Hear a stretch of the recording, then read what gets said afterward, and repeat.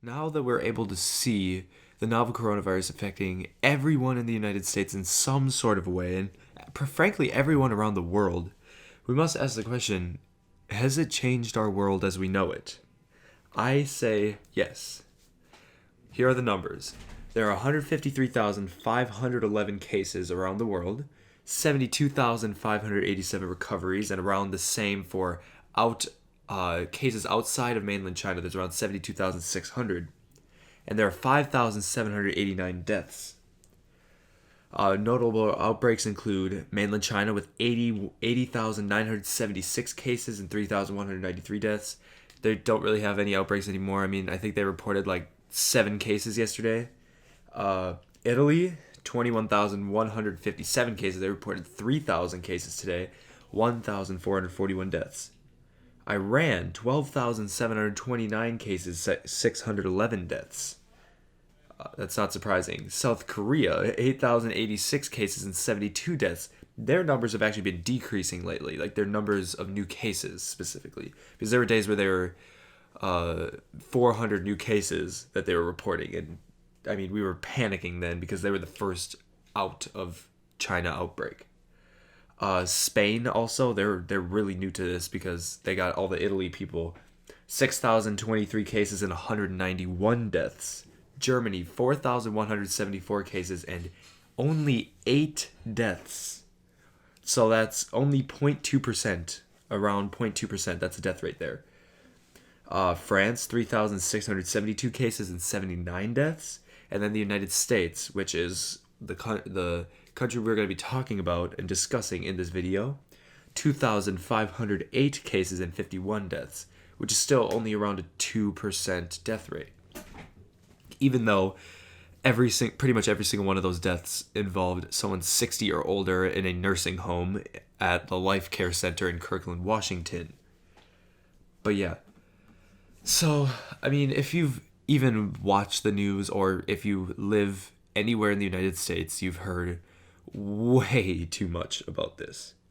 Now, the NBA, for example, the NBA suspended games after Rudy Gobert, all-star starter on the Utah Jazz, tested positive for the coronavirus. And then the next day, his teammate, who's also an all-star, Donovan Mitchell, tested positive for the coronavirus.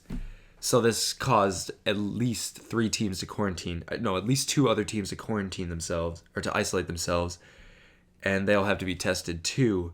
So, I mean, it made sense that we just suspend the season. And they were going to already play without fans anyways, so I mean, it didn't really change that much. But the most heartbreaking thing, March Madness was canceled. So you have all these seniors just waiting for that one last year to make it all the way, and they can't play because of a virus, because of a molecular strand of RNA. They can't play the sport that they've loved their entire life and that they've dreamed to be in that situation for. So they can't even play in that. And I mean, everyone in the world loves March Madness. Everyone in the United States, at least. It is the most iconic college sport like tournament ever, by far. March Madness is so popular and everyone loves it. I honestly, when they said they were canceling it, I was heartbroken. Without fans, that was very shocking. But like when they canceled it, I was really sad, and I can guarantee everyone else that follows March Madness was very sad themselves. The MLB also is starting late, though I think it was like a month late, something like that, which is again very concerning because I mean then you move these games later into like November, December, and then I mean they're playing outside. They gotta wear like shirts, but also they don't get enough time to spend with their families, and that's already one problem that these at least in the NBA these people have. So like that's why Adam Silver, the commissioner of the NBA, he said that the possibility of them canceling the entire rest of the season is not ruled out. So what I think they should do is they should have a tournament of the people that are in, or of the teams that are in good seeds right now, and they should play without fans. That would work. I mean, once all this isolation stuff is over. There's also the NHL suspension. I don't really know why. I think it was just someone tested positive. I think it was like an aid worker or something. But yeah, and we've heard all about all the AMC cutting 50% of their audiences. Well, Disney World and Disneyland both closing down. But even those don't compare to the last two things we're going to be discussing. First one, stock market. The stock market fell into a bear market this week on Wednesday after it fell, I think, 759 points. Now, we thought it was a bad day that day, and then the next day it falls 2,352 points because of Donald Trump's outrageously atrocious speech that had to be corrected by the Department of State because he messed up the European travel advisory. Actually, one reason why, or like the European travel ban, but also another reason why the stocks fell so much was because of that actual ban. So, I mean, it's just the panic. It's the panic because markets are all about people. Like, it's all about human nature. And when people panic, they sell. So that's why you have these big sell-offs like the Great Depression and the financial crisis. They're fueled by insane sell-offs because they see some random event occur and boom. So the smallest things can trigger mass panic. But yeah, 2,352 points. That is the highest point drop in Dow history and in market history.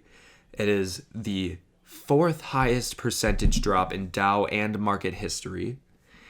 And it is the biggest percentage drop since 1987, or Black Monday, where the Dow 30 fell 22.87%.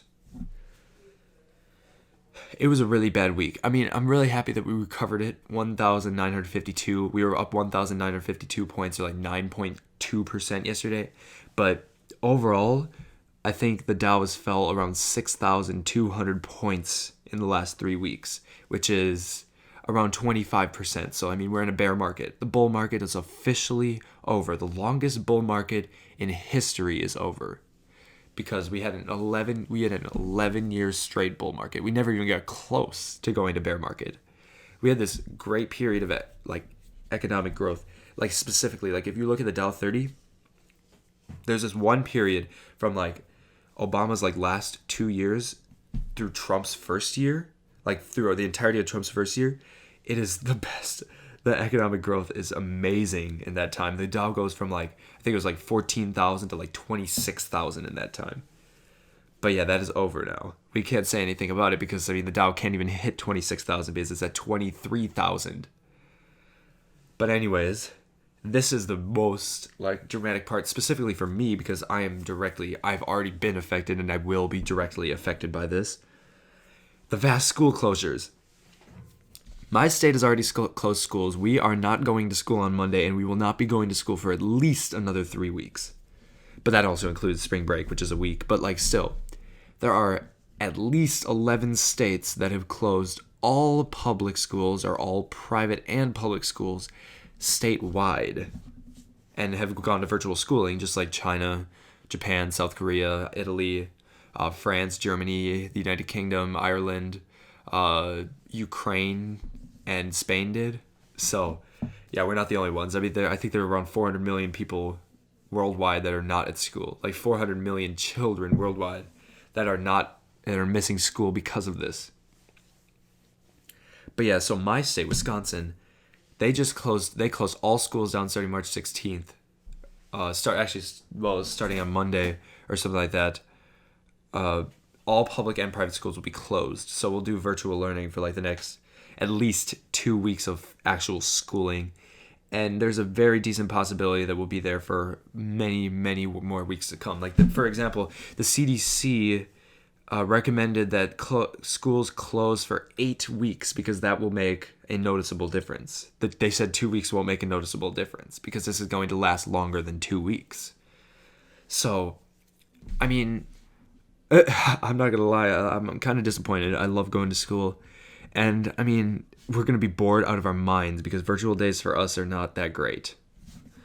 But anyways, I mean, everyone in some way has or will be affected by this. And I've already been affected by this. Every single person around me has been affected by this. Even if we haven't even known someone that's been infected. Like, I actually do, but like, I also have a lot of connections with people that live in Europe, so it's bound to no, that's bound to happen. But like, yeah, it's crazy how this works. It's just very surprising that this is happening to us. But when it comes down to it, we just gotta live with it, and we just gotta keep going, because the worst is yet to come. As Anthony Fauci said multiple times while testifying to the Congressional Oversight Committee. So, yeah, I mean, thanks for watching. Hope you guys enjoyed, and hope you don't get infected.